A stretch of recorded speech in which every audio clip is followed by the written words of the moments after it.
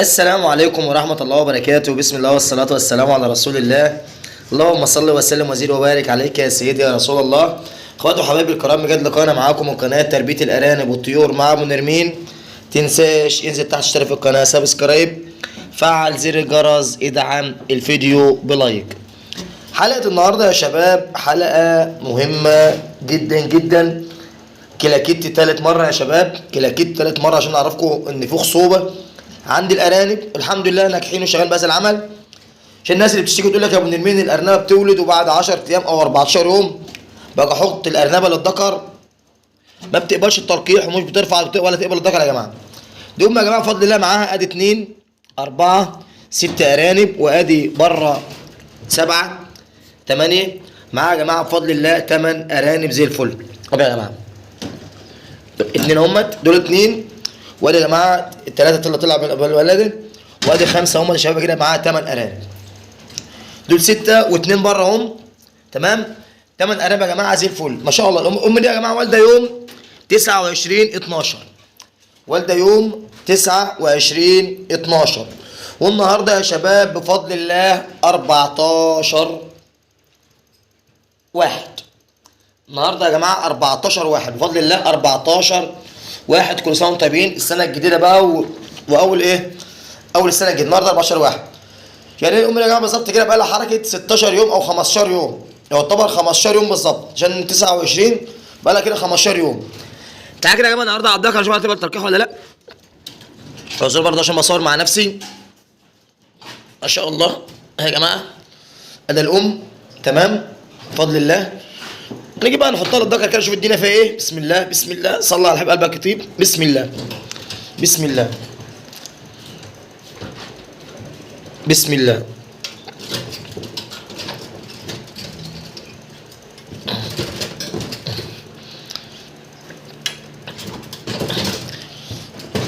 بسم الله. هوب هوب هوب هوب. شفت يا جماعه بفضل الله تم التلقيح مسافه ثواني. تم التلقيح يا جماعه مسافه ثواني بفضل الله. زي ما شفتوا كده احنا بنوريكم كل حاجه عملوا قدام منكم علشان نعرفكم ان التلقيح والخصوبه عامل مهم جدا. لو انت مظبط مكانك، شفاط شغال، المكان متقفل، فيش ريحه امونيا عندك في المكان، الحمد لله بعد يا جماعه. الشغل هنا كله الحمد لله اتباع، واللي كان هنا يا جماعه برضه اتباع بفضل الله، تمام.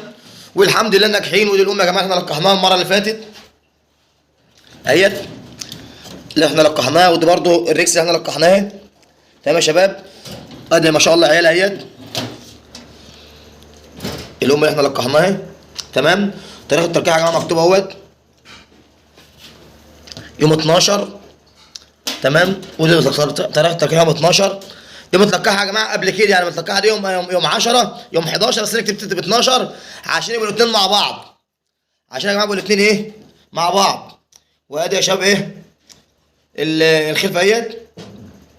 يعني لقحت فرق بين دي وبين دي يوم، تمام. قمت كاتبهم التاريخين ايه زي بعض، التاريخين زي بعض، ماشي يا شباب اهي. لان انت عارفين زي ما انت عارفين القلب بيتاخر يوم واثنين عن ميعاد الولاده.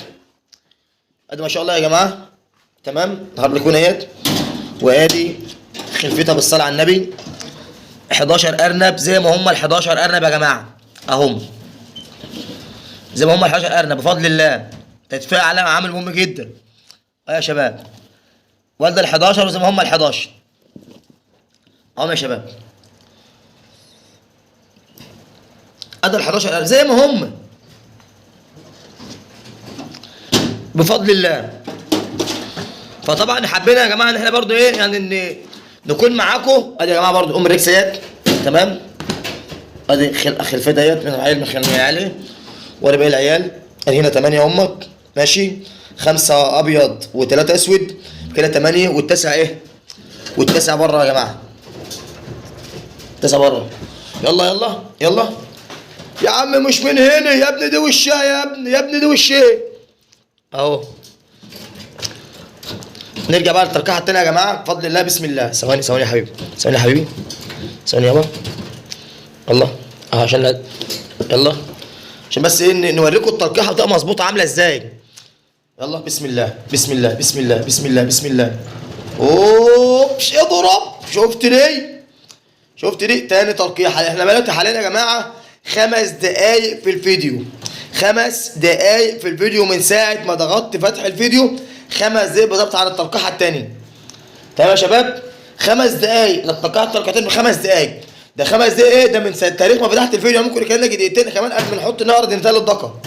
تمام؟ طب تعالى نعرضها. طب واحد يقول لي يا ابو نرمين في تعليقات جات لي على الفيديوهات اللي فاتت، ناس تقول لي يا ابو نرمين السيد الحمض النووي وما ينفعش تلقح الارنبه من اكتر من ذكر، وغلط عشان خاطر ايه؟ بيحصل تفاعل مع الاحماض النوويه بتاعت الذكر ده والذكر ده.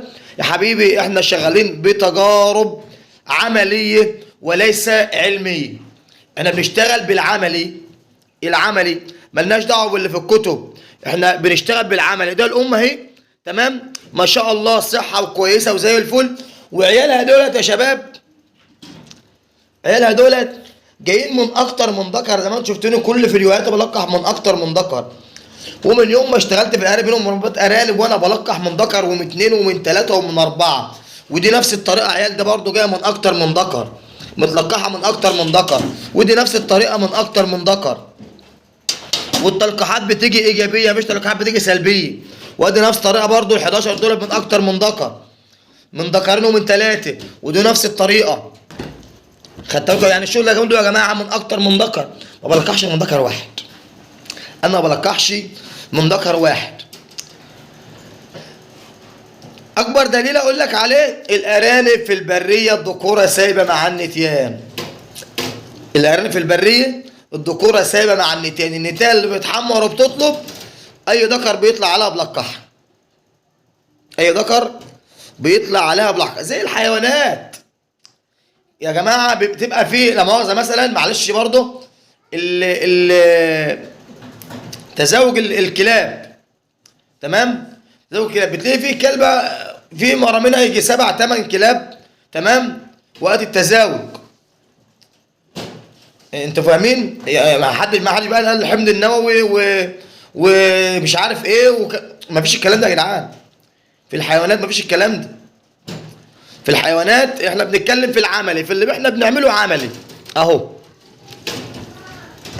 اهو يا جماعه، بسم الله بسم الله بسم الله بسم الله. اوب اضرب. شفت دي اهي، شفت دي اهي. تم كده 3 تلقيحات، 3 تلقيحات تمام والحمد لله. تيجي تبص تلاقي تلقيحات ناجحه. وبتيجي يا جماعه بعد 14 يوم بفضل الله نبدا نجس الارانب وبنلاقي التلقيح ايجابي، بنلاقي التلقيح ايجابي. يعني الارنبه ماسكه عشار من اكتر من ذكر وماسكه عشار. اي حد يا جماعه عايز سلالات بفضل الله، دي حته اهي يا جماعه سلفرايه تمام، بطن سلفر من تحت، ادي سلفر صافيه يا جماعه، حاجه برضو محترمه جدا ماشي، حاجه زي الفل. احتركس يا شباب بلاينات بقى اهوت. اي حد يا شباب محتاج اي ارانب تحت امره، محتاج بطاريات مستعمله يا جماعه تحت امره. ده برضه يا جماعه ذكر سيلفر لسه صغير اهوت ماشي. وده هنا ارنبه صغيره اهي، ارماس ده ارنبه صغيره. وطبعا يا جماعه الحمد لله ناجحين بهذا العمل. ناخد كمان تلقيحه. طب هل ينفع نلقح ارنبه 4 تلقيحات؟ ايوه 3 و4 و5 كمان عادش، بس ما تطولش عن كده، يعني مش تحطها تبعدها طول الليل مع الذكر. اهم شيء من ضمن الاخطاء اللي المربين يا جماعه بيخطئوها ان هو يسيب النتايه مع الذكر طول الليل تاني يوم، ممكن يسيبها معاه يومين. يومين ليه يا حبيبي؟ ده هي النتايه لو قبل التلقيح هتقبل التلقيح وتلقح في 3 4 دقايق 5 دقايق بالكتير قوي، مره واثنين وثلاثه واربعه وخمس في اول 4 دقايق او 5 دقايق بتبقى عسل قوي كده. اكتر من كده يا جماعه ما ينفعش. بس يا رموس اكتر من كده يا جماعه بيكون غلط، ما ينفعش انت تلقح اكتر من كده او سيب النتايه مع الذكر ليله او يوم او يومين او الكلام ده، ما ينفعش. النتايه تتبهدل لو قبل التلقيح، الذكر هيبهدلها ولو مش قابله التلقيح الذكر نفسه هو اللي هيتبهدل. تمام. هيحصل مشاكل عند الذكر والتهابات تولد الذكر والكلام ده، وهيتواجه مشاكل كتير جدا. انا ليه بصوّركم في التلقيح؟ الناس واحد يقول لي يا ابو نرمين طب الارنبه اللي والده 6 القحها يا جماعه انا بكرر الكلام تاني. والده 4 والده 5 والده 6 القح بعد اسبوع، والده 7 والده 8 القح بعد 10 ايام، والده 10 و9 والده 10 والده 11 والده 12 القح من 14 15 يوم. طب انت كنت تحط النتايه مثلا بعد 9 10 ايام ما يقبلش التلقيح، ما تقولش سيبها بقى كمان على 5 6 ايام، لا انت تحطها كل يوم. اليوم العاشر ما يقبلش حطها في اليوم ال 11 ال 12 13 ال 14 هتقبل، ال 15 هتقبل. اعمل الخطوات اللي قلنا عليها، ظبط اشتغل بعلف كويس، نزل فيتامين اي سيلينم في الميه، رفع خصوصه في الميه، ظبط امورك، اعرض انت على الذكر الصبح وبالليل. ممكن تبقى النهارده محمره وانت ملبوخ في الشغل، بكره مش محمره، تيجي تحطها ما ترفعش للذكر، مع ان اليوم اللي انت كنت ملوخ فيه كانت محمره قبل التلقيح فيه. طبعا يا جماعه دي كانت حلقه النهارده. كان نفسي اخد تلقيحه برضه من الذكر السيلفر تاني.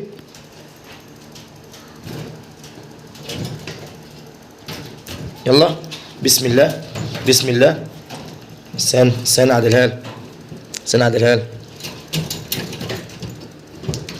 بسم الله بسم الله بسم الله بسم الله بسم الله بسم الله بسم الله. هوب هوب هوب هوب هوب هوب هوب. شفتوا دي يا جماعه؟ شفتوا دي؟ اهي اهي كده خلاص كفايه، كده خلاص كفايه، تم كده 4 تلقيحات. نرجع مكانها تاني يا جماعه. بس كده رجعت كده لعيالها والحمد لله. تم تلقيح يا جماعه من الذكرين، كل ذكر تلقيحتين. معلش بهدلت بس شويه في الهدوم، وقال ما شاء الله عيالها زي الفل يا جماعه. اهو دول يا جماعه عمر 15 يوم، فتحوا زي الفل، بدأوا يطلعوا بره الام. ما شاء الله يا جماعه حاجه جميله جدا. اهي دول 8 ارانب، 2 4 6 8. وانا واخد من الام دي يا جماعه تبني، واخد من الام دي تبني للام الثانيه. وانتوا عارفين الكلام ده، لو رجعتوا الفيديو تاخد مننا تبني للام الثانيه. الارنب فتح زي الفل يا جماعه، ما شاء الله حاجه عسل، حاجه قشطه قشطه يعني. تمام. طبعا دي كانت حلقه النهارده يا جماعه. بقى نبدا نسجل تاريخ التلقيح هنا كده 14/1 تلقيح. يا جماعه والده يا جماعه 26/12 اهي، والده 29/12، والده متلقحه من 28/11، والده 29/12، والده 29/12. طبعا يا جماعه دي كانت حلقه النهارده. اشكركم لحسن المتابعه. السلام عليكم ورحمه الله وبركاته.